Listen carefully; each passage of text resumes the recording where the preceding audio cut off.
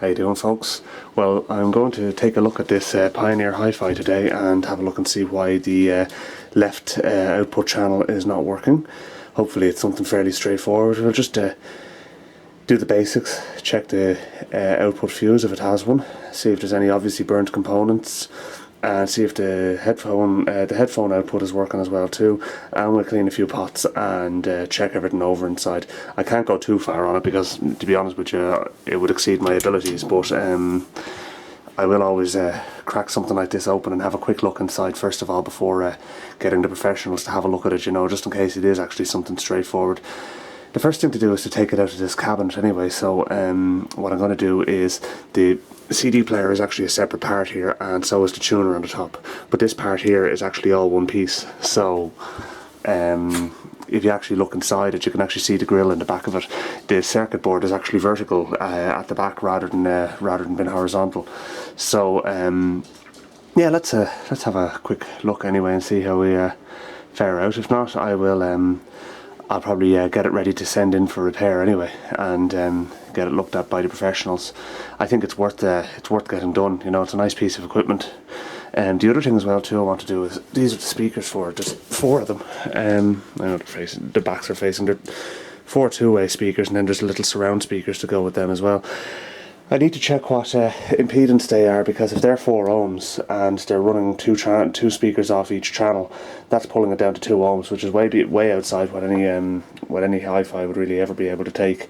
So we'll have a look at that as well too. If they're 8 ohms, it pulls the output down to 4 ohms. But then what I need to do is I need to check the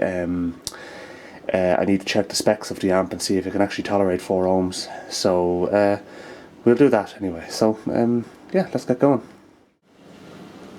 Yes, the old story. No user serviceable parts inside. Well, let's just see about that.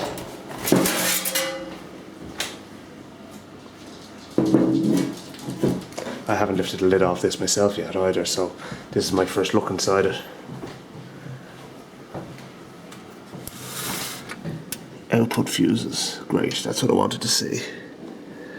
So we'll throw a meter onto them now in a second and see if they're blowing. They're quite small, so it'd be hard to tell. So let's see, how are we looking inside here otherwise. Just having a quick scout around.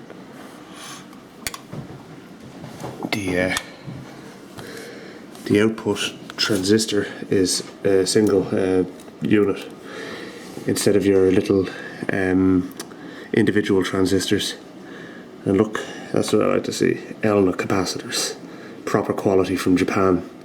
None of these rubbish capacitors that you get in cheap modern hi-fis. This is a quality piece of gear. This is. So definitely well worth resurrecting. So let's check those fuses. Happy days. There's a blown fuse. There's actually those 2 there, but if you can see, there's actually another 2 down in there, just underneath the heatsink. And it's that far one there, the one on the left, is actually blown. So we'll replace it, and hopefully this amp will come back to life. Now, while I'm in here, it would be silly not to replace it, or not to clean the potentiometers, or pots for short. So we'll do just that. The other thing as well too I'm going to look at is, if you see, that is the back of the volume pot, and there's actually a little electric motor on the back of it. So basically what that does is, as you turn the volume up and down with the remote control, it turns the volume knob. So that's not working. So hopefully it's just seized up, although I doubt it, because the volume knob itself actually turns. So we'll have a look and see if we can figure that out as well while we're in here. Okay, so I have that fuse out now, and you can actually just see there where it says FU6 and in brackets L. So I'm going to assume that's the fuse for the left, which is exactly the one we're looking for. So now there's the fuse there, right? So let's have a quick look and see. So let's have a quick look and see if we can find out what the rating of it is. It should say on the metal. So T 2.5 amp. Do I have one of them? Of course not. And 250 volt. but that's not really relevant. It's the amps that we're looking for. And you can see there the fuse wire is actually broken. So yeah, well, there's your problem right there. So yeah, let's get a new one of them in and test it all out. In the meantime, I have a can of deoxit, so I'm going to use that for cleaning out the pots, particularly the volume pot. It's not scratchy, but I mean it's a simple job to do while the back is off the amp, so let's do it.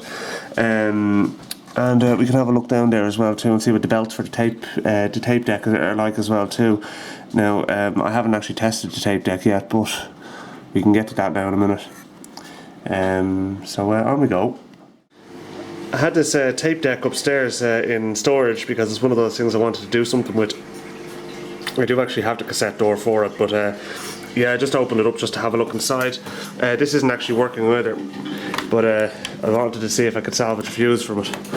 And I just had a look inside there, and there are 3 fuses, 2 630 milliamps and 1 100 milliamp, which is incredibly low current. But yeah, the 100 milliamp fuse is actually blown in this, so I think I'll be ordering a couple of fuses and seeing if I can resurrect this tape deck as well too, which would be nice.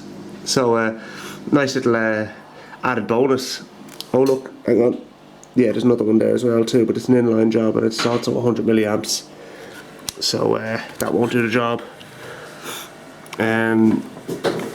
Just having a quick scout around to see if there's anywhere else in this that might have a fuse hidden away for me, because I'd like to get the hi-fi sorted out and then I can sort this out at a later stage. I don't really have a use for this, just a nice thing to have. I might sell it. That'd be another use for it, which would be nice. But yeah, no, I don't see any other fuses. They're all very low rating. I didn't think there would be, but worth a shot anyway. So yeah, anyway, look at I'm gonna pop that, measure those fuses, see if they are definitely blown, because 100 milliamp fuse has a tiny little filament of a wire in it. See if there's any current passing through it, and if not, I'll order the 2.5 amp fuse for this and the 100 milliamp fuse for this. So yeah, it's the annoying thing nowadays is that you just can't walk into a shop anymore and just buy fuses. There's nowhere that sells them, you know, certainly not on a Saturday anyway, I don't think. But yeah, anyway, look, that's the joys of the 21st century and the internet. It's a kind of a trade-off we have. I think this tape deck is actually a nice little piece of old school kind of 70s Sony gear. As I said, I don't really have much of a use for it, especially because of the fact that the fact that it's a top loader. It would mean that it's kind of an awkward thing to find a spot for, but that doesn't mean I don't want to fix it up sometime. I might go through it and see. What happens is when you put it on, it just buzzes really loudly through the output. So I'm thinking capacitor. So yeah. Anyway, just a bit of scouting involved there. Anyway. Unfortunately, one of the fuses wasn't gone in it, so yeah, it just means it's something else. And it also means that I now have to try and order a fuse for this. But look, I'll do that, and yeah, we'll do another proper setup of it. The last thing to do now is to I want to measure the impedance of the speakers, because this actually has a minimum impedance of 6 ohms. So I think those speakers, even if they're 8 ohms, that still pulls the impedance down to 4 ohms, which is outside the limits of the amp. So that's something we need to investigate now. So yeah, we'll just do that now, and then I'll probably call it on this video. El Cheapo multimeter to the rescue here. It's one of the Lidl ones, but it does the job, to be honest with you. So these are the speaker wires, the speakers behind the camera there. But all we need to look at is the wires. So let's see what resistance we're getting on this. Well, it's saying 7.8, like, so that's an 8 ohm speaker, right? So that's what we were looking for. Now, unfortunately, that means that because it's an 8 ohm speaker, if you have 2 speakers, you divide it in half. So that's, you know, I mean, you're cutting the resistance in half. So that's 4 ohms. Now this amplifier is only capable of delivering at 6 ohms. So you can't really run 4 speakers off this amplifier like that, unless you had, like, you know, 12 ohm speakers or something like that. But they're unusual. You could have 16 ohm speakers, again unusual, but there is another way around it. You can have a third speaker as well too, which pulls the resistance back up again. But to be honest with you, I don't want 6 speakers running off this thing, you know. I mean, the size of my living room where I'm going to be using this, the 2 speakers are absolutely fine. The other option as well too is to just buy a few of the 2.5 amp fuses and just work away on it, you know, with the 4 ohms and see how well it copes.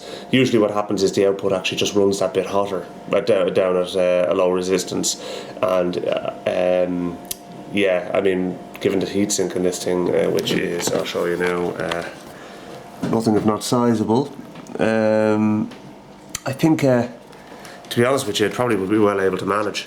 So yeah, I mean, I don't know, I'll have a think of it, think about it, and I'll see if anybody else has been doing it. The fact that it came with 4 speakers, you know, 4 main speakers and then the 2 satellite speakers, would suggest to me that somebody has been using it this way for quite some time. So, you know, I doubt they blew the fuse straight away. Of course, the other side of it as well too is I could put the fuse in and it will blow because there's something else after going wrong inside.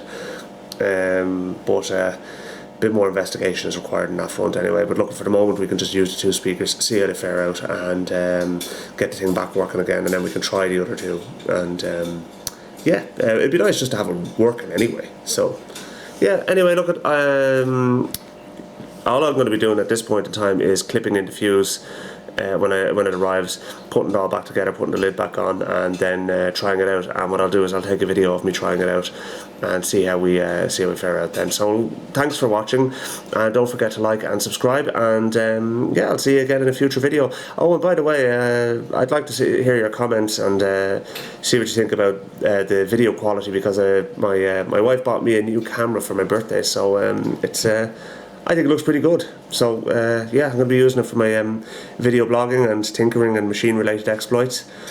So yeah, okay, look, thanks for watching, and yeah, I'll see you again in a future video.